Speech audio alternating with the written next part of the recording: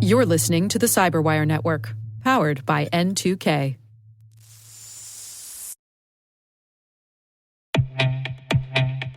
Identity is a top attack vector.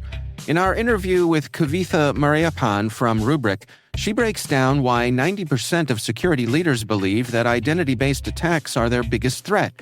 Throughout this conversation, we explore why recovery times are getting longer, not shorter, and what resiliency will look like in this AI-driven world.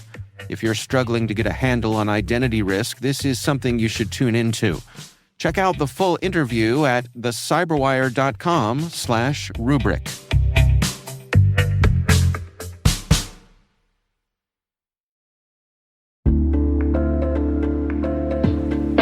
Maybe that's an urgent message from your CEO, or maybe it's a deepfake trying to target your business.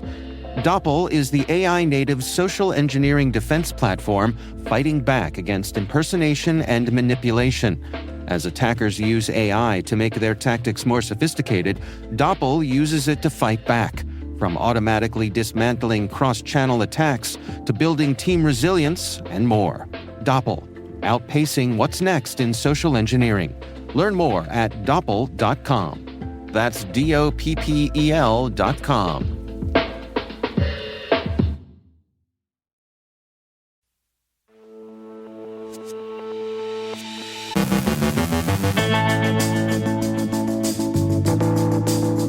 We got your Patch Tuesday updates. Preliminary findings from the European Commission come down on TikTok. Switzerland's military cancels its contract with Palantir. Social engineering leads to payroll fraud. Google hands over extensive personal data on a British student activist. Researchers unearth a global espionage operation called the Shadow Campaigns. Notepad's newest features could lead to remote code execution. Our guest is Hazel Sarah, resident agent in charge of the Atlantic City office for the United States Secret Service. And Ring says it's all about dogs, but critics hear the whistle.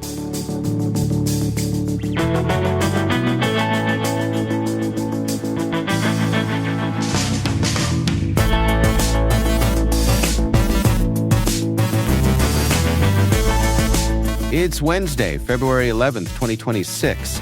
I'm Dave Bittner, and this is your CyberWire Intel Briefing.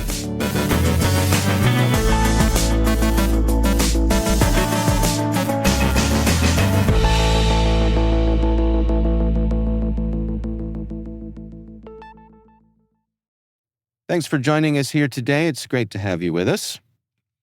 This month's Patch Tuesday brought a wide range of security updates from major software and hardware vendors, urging organizations and users to apply patches promptly to mitigate active threats and emerging risks. Microsoft's February security update fixes around 60 vulnerabilities across Windows, Office, Azure,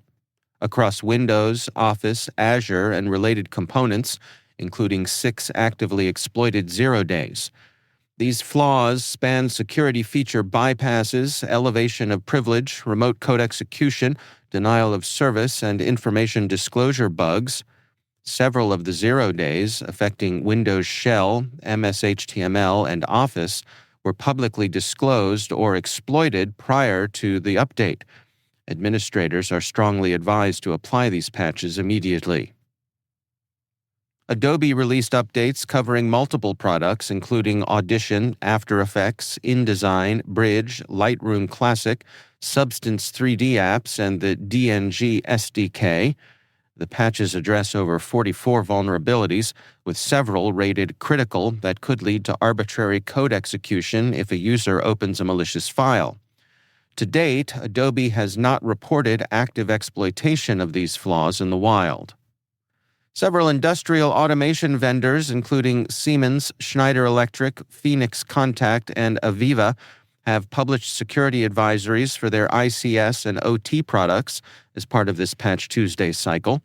These advisories cover a dozen vulnerabilities impacting control software, PLCs, and related devices, and provide fixes, mitigations, or configuration guidance to reduce risk in industrial environments. Both Intel and AMD released multiple advisories for vulnerabilities in their hardware and firmware, with over 80 flaws addressed across CPUs, chipsets, and related technologies. These updates include a range of severity levels and underline ongoing efforts by chip vendors to harden platforms against both software and hardware-assisted attacks. This patch Tuesday underscores that attackers are targeting both software and hardware layers, from exploited Microsoft Zero Days to critical Adobe flaws and a broad set of chip vulnerabilities. Organizations should prioritize patch deployment across endpoints, servers, industrial systems, and firmware to reduce exposure.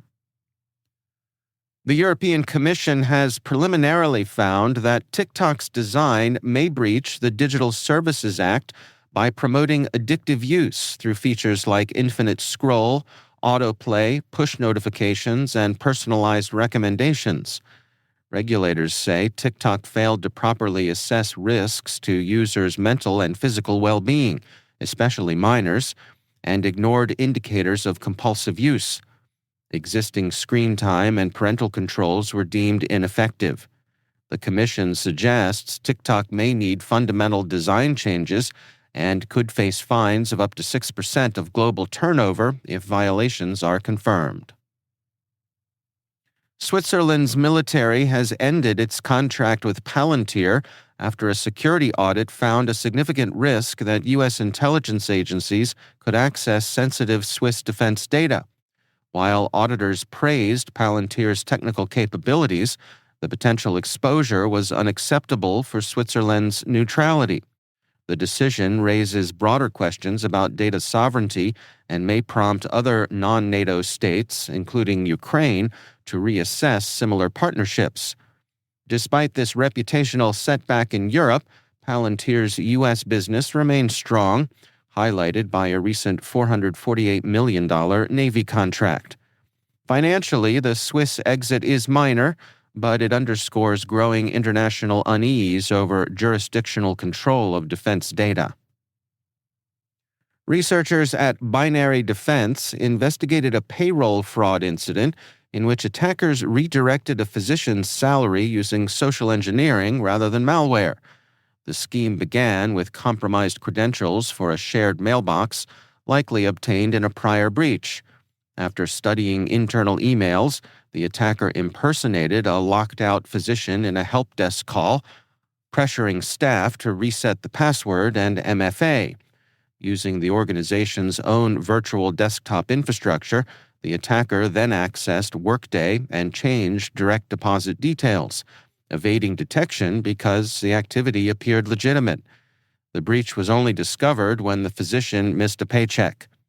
Researchers warn this highlights identity as the new perimeter and urge stronger verification and controls around payroll changes.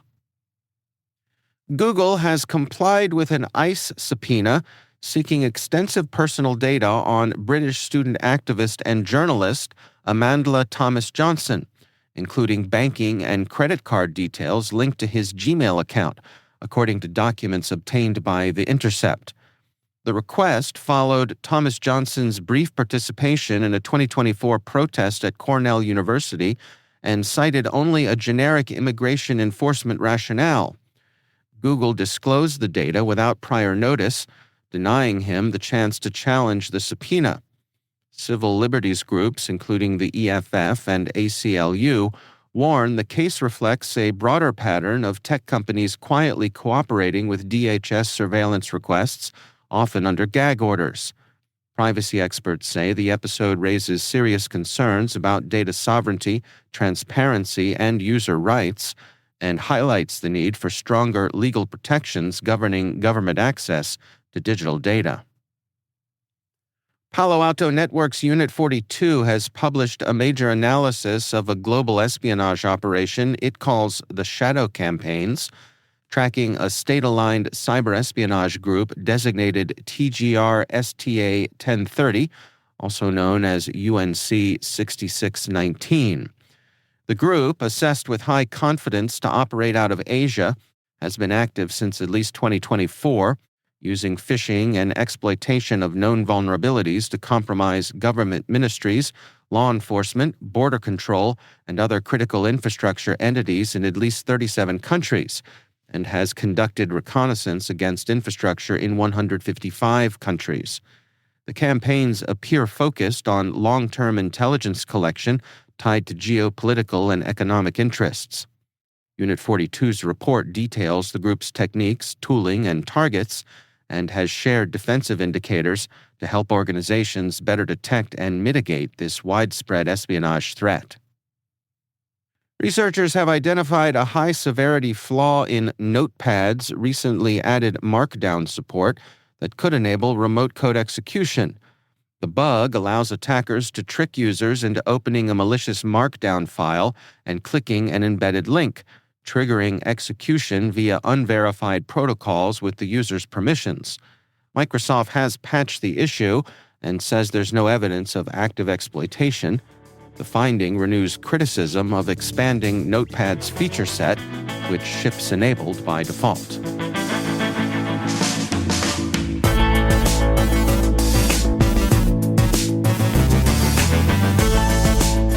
Coming up after the break, my conversation with Hazel Sarah, resident agent in charge of the Atlantic City office for the United States Secret Service. And Ring says it's all about dogs, but critics hear the whistle. Stay with us.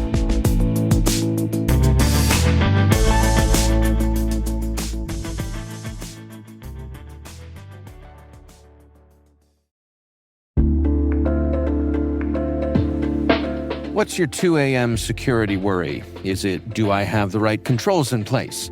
Maybe, are my vendors secure? Or the one that really keeps you up at night, how do I get out from under these old tools and manual processes? That's where Vanta comes in. Vanta automates the manual work so you can stop sweating over spreadsheets, chasing audit evidence, and filling out endless questionnaires.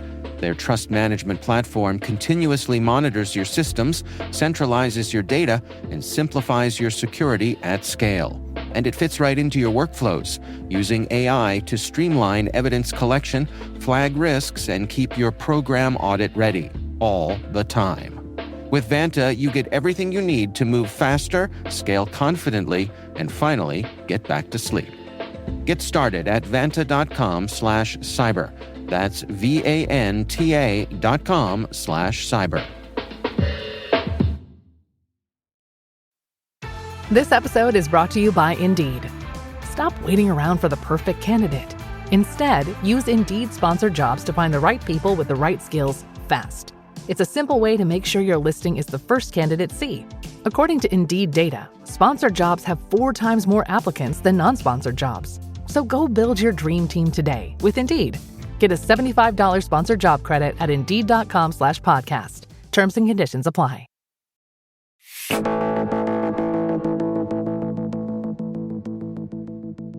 Hazel Sarah is resident agent in charge of the Atlantic City office for the United States Secret Service. I recently sat down with her to discuss the evolution of the Secret Service's investigative mission.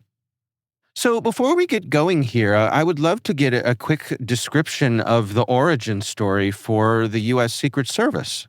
Oh, absolutely. This is kind of interesting. So the organization started in 1865, and the reason that it got started was because there was a very large problem with counterfeit. Over 1/3 of the money being circulated was counterfeit. So after the Civil War, they said, well, something needs to be done, and they created the Secret Service.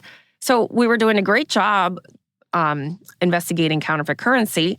And then after the assassination of President McKinley in 1901 was when they designated our agency to protect the presidents. And that's why we have what we call the dual mission.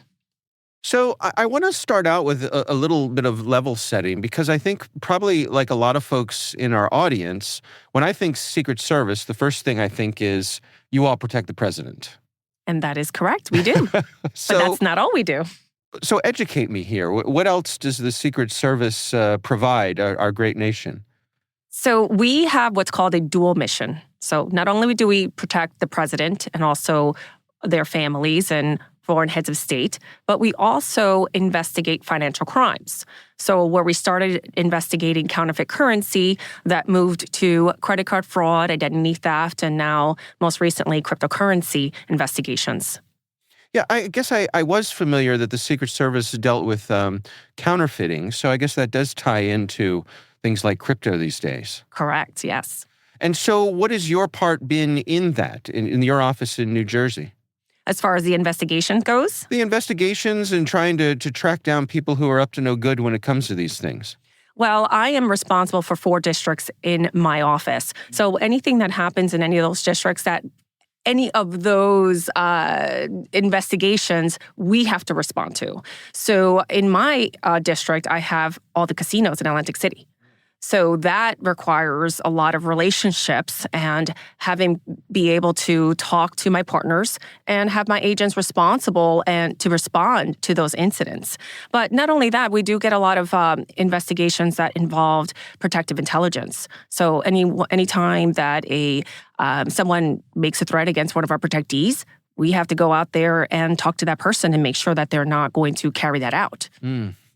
So, I mean, talking about the casinos in particular, I would suspect that's a place where a lot of people are trying to do various things with money.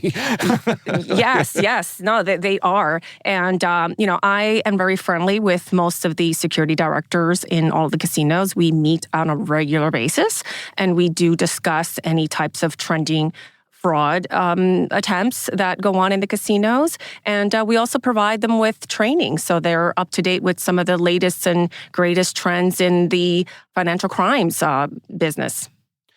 I know you've shared some parallels between the mission of protecting the president and this whole notion of zero trust in cybersecurity. Can you flesh that out for us? Yes. So I actually had been privy to a presentation by John Kinderbag. I'm not sure if you know who he is, but he's the godfather of the zero trust model.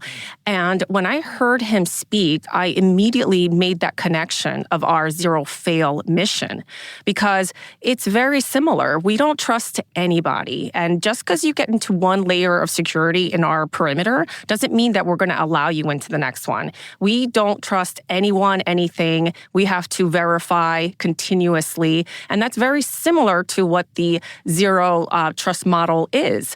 Ours, we have a zero fail mission. There's very little room for error. There's really no room for error. So we have to really stop and analyze and put layers upon layers of protection everywhere that the president goes. We don't just protect the White House, we protect him everywhere. That is done intentionally. So we have to protect him wherever he goes in the country. And when we do that, we basically apply the same standard that we have at the White House with multiple teams, multiple people, lots of talents, lots of resources. It's a very large footprint. So you all are the OG Defense in Depth organization? Yes, absolutely. We have over 120 years of protection experience, and I dare to say that nobody does it better than we do. Tell me about digital reconnaissance and what part that plays these days in this digital world of being able to keep track of folks who may be out there trying to do someone harm. Well, that's a layered approach as well, and a very challenging approach because of some of the anonymity that people can do online and basically hide behind the computer. So it is a very challenging crime, but we have had lots of success with it. We have some of the best tracers in the country. We have many analysts that will take a little bit of information and be able to build out a case from it.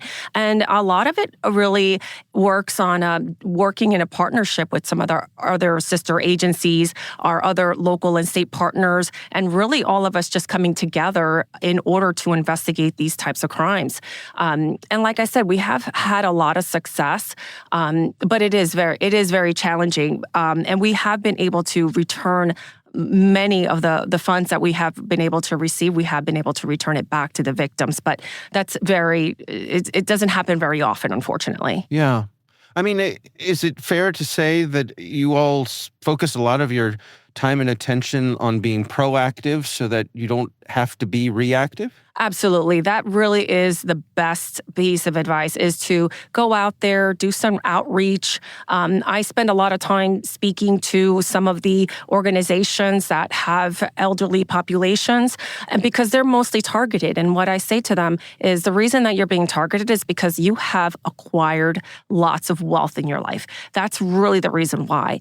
And by educating these groups, they go out and they start sending that message to their other friends and family. And that's really the best way to protect, our people. Because there's a lot of money that is leaving our country, unfortunately, because of these scams. And there's not a whole lot that they can do once it happens. It's like I said, it's very challenging. So being proactive is the best thing that we could do. Education is a large piece of it. We have partnered with our local prosecutor's office in order to go out there and present to these groups. And, we've done even lots of social media campaigns on cryptocurrency and how not to become a victim. We actually had an operation, we called it Operation Crypto Guard. And we had basically identified all the Bitcoin ATM machines in the area. And we now went out and put up warning signs that, hey, these are the red flags to look for if you're going to send some money out. Do you know the person on the other side that you're sending this money to? Because that alone is a red flag. How did you meet this person? And actually, it's hard because we don't really know if it's really working, right? Like we just put them up and that's it. But I actually got a call from one of my federal partners and said that they had a friend that went to one of the Bitcoin ATM machines and they were about to put in their life savings and they saw the sign and it stopped. So it does work. Wow. Well, for the folks in our audience who are tasked with protecting executives, not quite the level of the President of the United States, but there are some lessons here that transfer. Yeah, no, absolutely they do. With the Secret Service, we don't just protect the White House, we protect the president. And why do we do that? We do that because he is well known. He represents our country. He is the most powerful person in the world. And, what I've seen is that many of the private sector organizations are still just protecting the walls of their organization. They're not protecting you after you leave.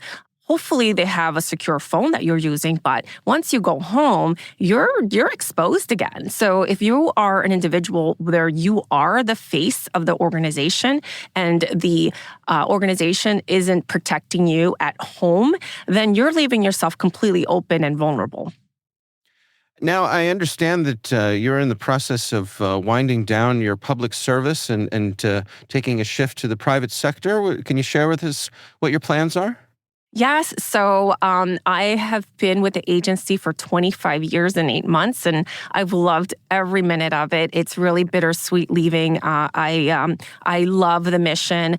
I think that the mission has a lot of synergy with the fact that we have investigations and protection, and I've seen the world and have made many relationships. But as with anything else, it comes to an end. And I was just recently offered a position to work for an organization that has a very similar mission objective. And, what I do best is our mission. So that came very natural to me. And I'm not going to stop doing protection. So that makes me very happy. And I accepted a position with Black Cloak. And they do digital executive protection, which is really fascinating to me because I did what we call in the Secret Service critical systems protection. And it's very similar where, we've been doing this for years. I mean, I was a baby agent and this was back in it was like back in 2000s. I know you're laughing. You were a teenager, right? I was a teenager. Sure. But what I say by baby agent is just that, I was young. It was my phase one. I was in the field because we have 3 different phases. And when I was in the first phase of my career, we were already doing these kinds of things. Like we were already monitoring the network. We were already, very concerned that if the president was in an elevator, can somebody control it and trap us in there? Or we were concerned that if the president is out there doing a speech and there's some digital screens in the back, can someone control that and put some kind of verbiage that would say fire, evacuate, or something that would could create panic, right? So all those things are, were being thought of back then. We haven't really crossed that road here with the private sector. It seems like it's in discussions, but this organization really hit the nail right on the head. I mean, it's amazing. I thought that the CEO is a genius for identifying this gap. Well, I know Chris Pearson, and the CEO of Black Cloak. He's been a good friend of the CyberWire show for many, many years now. I won't inflate his ego by calling him a genius, but he certainly is. He is to me. well, good enough. He's not my boss. He's not my boss yet either. Okay, fair enough. Fair enough. Help me understand the relationship between the federal organizations. So, because I think in cyber, we certainly hear of the FBI being an active player here, probably more than the Secret Service. Is that fair? So I say it really depends on the district that you're in, Okay. right? It depends on the relationships in that particular state or county. So, for example, they're in my district, my parent office is Philadelphia. There are certain cases that we know the FBI is working on, and we have a great relationship. We'll talk about it and we'll know that we'll refer that to them. What I generally tell people, because the common question is, who do I call? Who do I call? If something's happening, who do I call? I always say we are like a giant switchboard. You call one of us, you call all of us. We will get you to the right person. The point is, call. Any words of wisdom for the folks in our audience who are tasked with protecting not only their executives, but their organizations, based on your decades of experience with the Secret Service? What would you like to leave people with? Well, what I want to leave people with is that it is important to talk to your people and have them understand the threat. I think that what makes the Secret Service successful is that we truly believe in the threat, and we believe that someone is going to get close. We see it all the time. We have people that call our office that are mentally disturbed. They'll show up.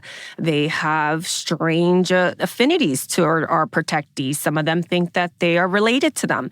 So we believe it and we understand it, and we have this mindset that someone is going to cause us harm.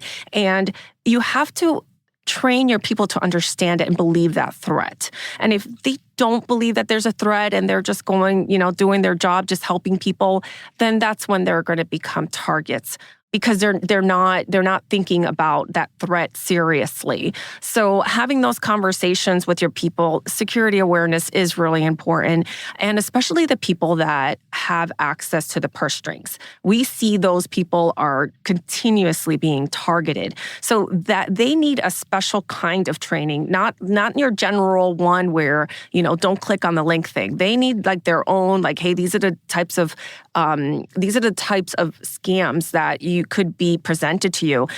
So those people need to be trained individually, not individually, but they need to be trained separately. And then the other thing that I would say is think that when you train your people, sometimes it's best to just train them on security, something that is personal to them.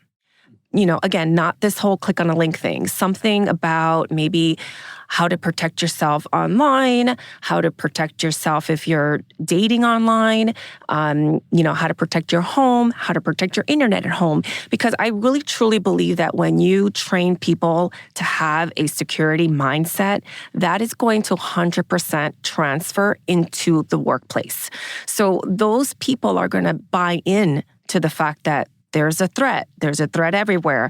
I should, be a little bit more careful about what I do at work because I know that these threats exist. So when you make it personal to your employee, that's when it's actually going to click with your people, because they're going to know that you care about them and about their security and not just about the bottom line in the business.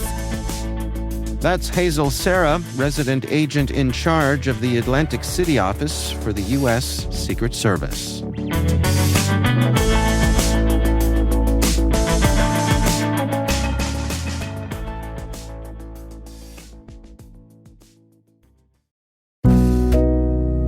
The world moves fast. Your workday? Even faster. Pitching products, drafting reports, analyzing data. Microsoft 365 Copilot is your AI assistant for work. Built into Word, Excel, PowerPoint, and other Microsoft 365 apps you use. Helping you quickly write, analyze, create, and summarize. So you can cut through clutter and clear a path to your best work. Learn more at Microsoft.com/M365 Copilot.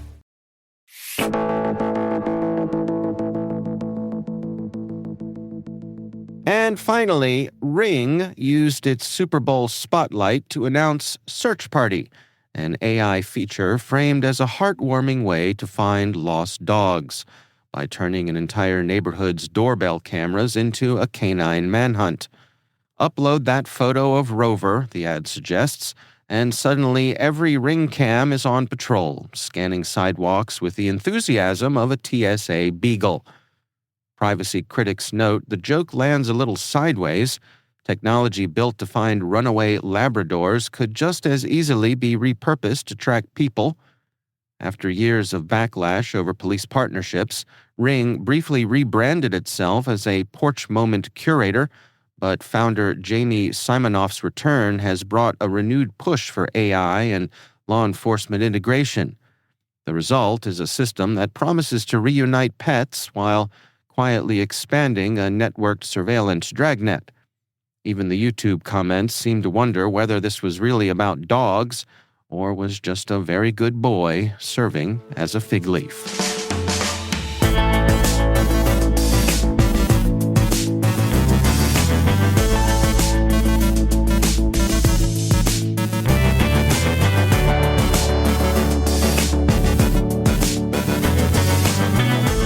And that's the CyberWire. For links to all of today's stories, check out our daily briefing at thecyberwire.com. We'd love to know what you think of this podcast. Your feedback ensures we deliver the insights that keep you a step ahead in the rapidly changing world of cybersecurity. If you like our show, please share a rating and review in your favorite podcast app. Please also fill out the survey in the show notes or send an email to cyberwire@n2k.com. N2K's senior producer is Alice Carruth. Our CyberWire producer is Liz Stokes. We're mixed by Trey Hester, with original music by Elliot Peltzman. Our executive producer is Jennifer Iben. Peter Kilpie is our publisher, and I'm Dave Bittner. Thanks for listening. We'll see you back here tomorrow.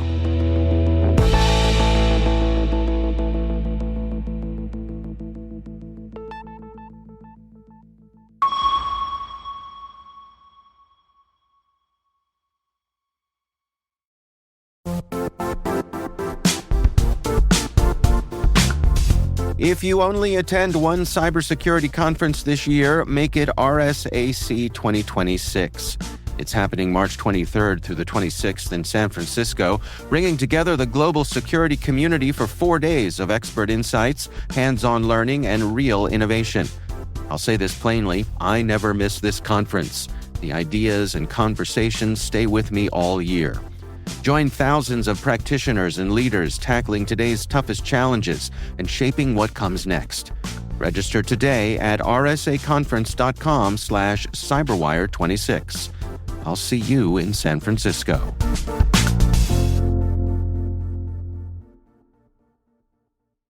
Well, the holidays have come and gone once again, but if you've forgotten to get that special someone in your life a gift, well, Mint Mobile is extending their holiday offer of half off unlimited wireless. So here's the idea. You get it now, you call it an early present for next year. What do you have to lose? Give it a try at mintmobile.com/switch. Limited time 50% off regular price for new customers. Upfront payment required. $45 for 3 months, $90 for 6 months, or $180 for 12-month plan. Taxes and fees extra. Speeds may slow after 50 gigabytes per month when network is busy. See terms.